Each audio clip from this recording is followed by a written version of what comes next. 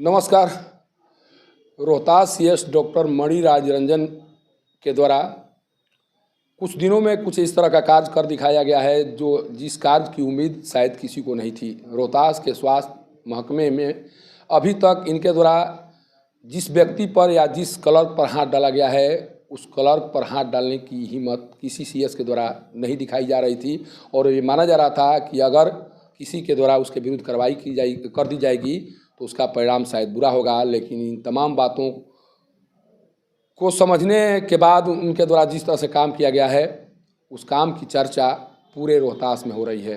कारण कि 15 सालों से जिस व्यक्ति के द्वारा स्वास्थ्य विभाग को कचरे की ढेर पर बिठाने का कार्य किया गया उसको यहाँ से कार्रवाई करके वापस करने का काम जिस तरह से इनके द्वारा किया गया है उसके बाद से लगातार डॉक्टर मणिराज रंजन की चर्चा हो रही है और ये कहा जा रहा है कि अब स्वास्थ्य विभाग की स्थिति को दुरुस्त करने में समय नहीं लगेगा।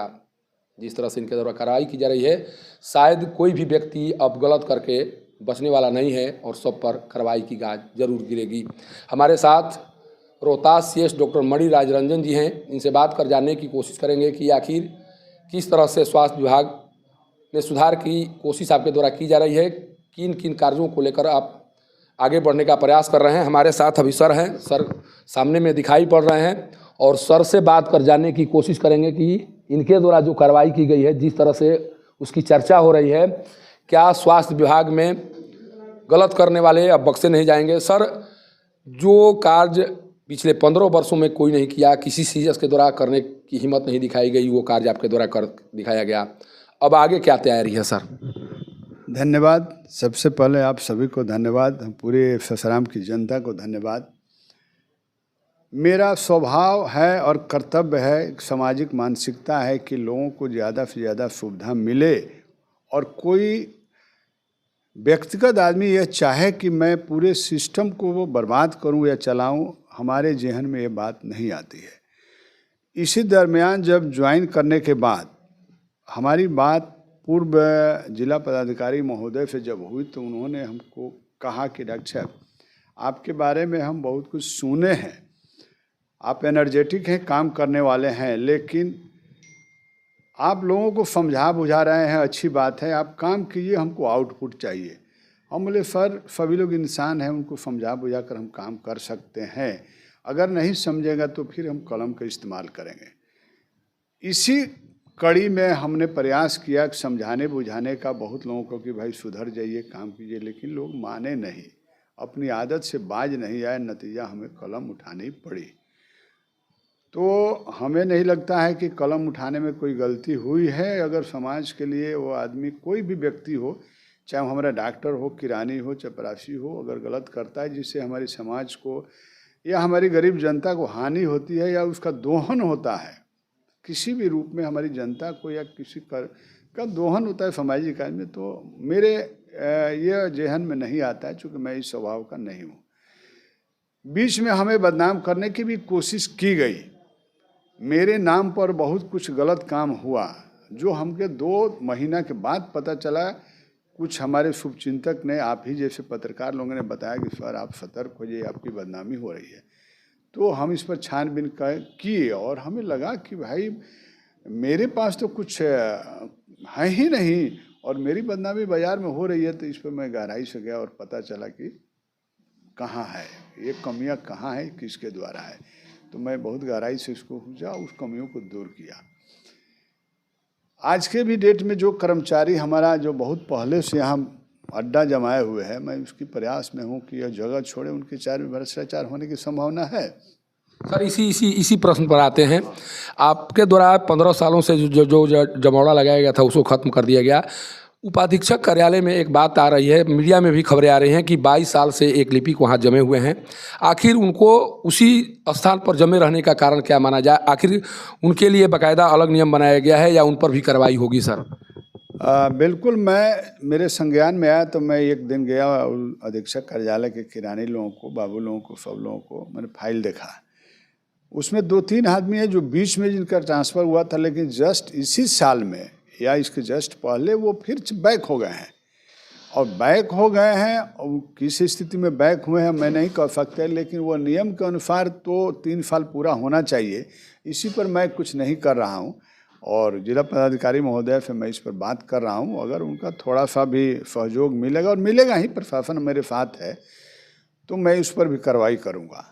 सर, ओपीडी में जो भी विभाग है वो एक तरह से जो उनका कार्य करने का तरीका है वो सही है, लेकिन ईएनटी के बारे में कहा जा रहा है कि ईएनटी के जो डॉक्टर हैं वो रेगुलर नहीं हो पा रहे हैं, बहुत देर तक मरीजों का इंतजार करना पड़ता है आकर इलाज कराने के लिए। क्या उस पर भी कोई संज्ञान लिया जाएगा? जी, ओपीडी पे मैं लगातार नज़र रखा हूँ और आपको बता दूं कि आँख के डॉक्टर हैं, उनको कर दिया हूँ। आँख के इंस्ट्रूमेंट वो दिए हैं कि ये औजार चाहिए, मैं ओटी को ठीक करा दिया है करीब करीब, और ऑपरेशन यहाँ होगा। हमारे आँख के डॉक्टर हैं। आँख और ईएनटी को दोनों का अलग अलग चैम्बर हमने बना दिया है। एक चैम्बर थोड़ी सी सामान के लिए एंगेज है तो उसको भी खाली करा रहे हैं, और प्रयास करेंगे कि ईएनटी के डॉक्टर भी रेगुलर हों, चूँकि बहुत दिनों से छुट्टी पर चल रहे थे, कभी आए कभी उन्हें, हमारी बात हो चुकी है। इसी तरह से मैं सर्जरी को अलग, फिजिशियन को अलग, गायनिक आपका एमसीएच चल रहा है, मानसिक रोग का अलग, और देखे होंगे आप जाकर कि हर एक दरवाजे के सामने वाइटल के लिए हमारा लोग वाइटल लिया जा रहा है, ताकि हमारे चिकित्सक को दिक्कत नहीं हो और संख्या से ज़्यादा हो। मैं खुद जाकर कुर्सी टेबल लगवाया। अब थोड़ी सी इंतज़ार करने की ज़रूरत है। जैसे ही मेरे पास फंड आता है मैं 2-4 काउंटर और बनवाऊंगा जहां बुजुर्ग लोगों के लिए सुविधा मिल सके। गार्ड की भी व्यवस्था के लिए मैं फाइल बनाया हूं, बातचीत चल रही है प्रशासन से। जैसे अनुमोदन मिलेगा मैं गार्ड की संख्या बढ़ाऊंगा, ताकि मेरे पास हज़ारों पास रखा हुआ, विजिटिंग पास रखा है, यानी कि एमसीएच में जाने के लिए एक मरीज के साथ एक उसको हम लोग पास अलाउ कर देंगे। एक ही मरीज रहेगा, एक मरीज के साथ एक चाहे गैदरिंग नहीं होगा। मैं खुद रात में गया तो अननेसेसरी लेबर रूम में गया तो 5-7 जो है लोग घूम रहे थे उसमें, तो हमें लगा कि भाई क्यों घूम रहे हैं। तो महिला वहाँ गार्ड थी तो उसके बताई कि सर हम हमारी बात लोग नहीं मान रहे हैं, तो इसके लिए मैं व्यवस्था कर दिया हूँ। जैसे ही गार्ड की आएगी वो हमारे पास बना हुआ है। लाइट के लिए भी हम माननीय सांसद महोदय से बात कर रहा हूँ। वो चूँकि आचार संहिता के चल रहे मिस्त्री उनका आया, इंजीनियर चला गया, और 2 हाईलाइट में करा रहा हूँ। इसी में हम आए तब से लिखा पढ़ी करते करते 8000 स्क्वायर फीट का जिला में आपका स्टोर बनने जा रहा है। कल मैडम से मीटिंग में हुआ, वही मेरे ही कल लिखा हुआ है, जो काफ़ी हुआ, जो आपको 3 रेफरल हॉस्पिटल का आ गया, अनुशंसक राशि आ गई है, नौहट्टा, रोहतास और नासरीगंज का। ये सब काम हो रहा है। ओपीडी को मैं सुधारें, एमसीएच बहुत हद तक है, लेकिन थोड़ी सी दिक्कत है जिसको हम भी लगे हैं कि करेंगे। डॉक्टर से बैठक हो रही है। सर, स्वास्थ्य विभाग में बहुत कुछ ऐसे क्लर्क हैं या ऐसे कर्मी हैं जिनके द्वारा अक्सर गड़बड़ी करने की कोशिश की जाती है। आप उन लोगों को किस तरह से चेतावनी देना चाहेंगे? सलाह के तौर पर उनसे क्या कहना चाहेंगे आप? मैं उनसे कहना भी सतर्क हो जाइए, जेन्युइन काम कीजिए। और जहाँ तक आपका प्रश्न था कि बहुत दिनों से लोग जमे हैं, इसके बारे में मैं ऊपर से, ये चूँकि पावर जून का है, फिर भी अभी मैं जिला पदाधिकारी महोदय से बात कर रहा हूँ कि आप आदेश दें। उनके आदेश की ज़रूरत है। आदेश अगर मिलता है तो फिर जिनकी छवि अच्छी नहीं है मैं इनको तुरंत हटा दूंगा। उनसे हमको कोई डरने और डराने की बात नहीं है कि मैं करूँगा, चूँकि अच्छा काम करूँगा, सब लोग साथ में हैं। यह हैं रोहतास सीएस डॉक्टर मणिराज रंजन जी, जिनके द्वारा साफ कहा जा रहा है कि कोई भी, चाहे वो लिपिक हो, डॉक्टर हो, कोई भी कर्मी हो, अगर गड़बड़ करने की कोशिश करता है तो उसके विरुद्ध कार्रवाई की जाएगी। इनके द्वारा कार्रवाई की भी गई है और कोशिश इनके द्वारा की जा रही है कि किसी तरह से जो डिटेल हो चुकी व्यवस्था है उसको पटरी पर लाया जा सके, और जिस तरह से इनके द्वारा कार्रवाई के माध्यम से इस सिस्टम को दुरुस्त करने की कोशिश की जा रही है, वाकई में वो दिन दूर नहीं जिस दिन को सिस्टम में किसी न किसी तरह से परेशानी खड़े करने वाले लोगों के विरुद्ध कार्रवाई जरूर होगी और कोई भी व्यक्ति गलत काम करने का हिम्मत नहीं दिखा पाएगा। सीएस कार्यालय से पब्लिक न्यूज़ के लिए सत्येंद्र चौबे की रिपोर्ट।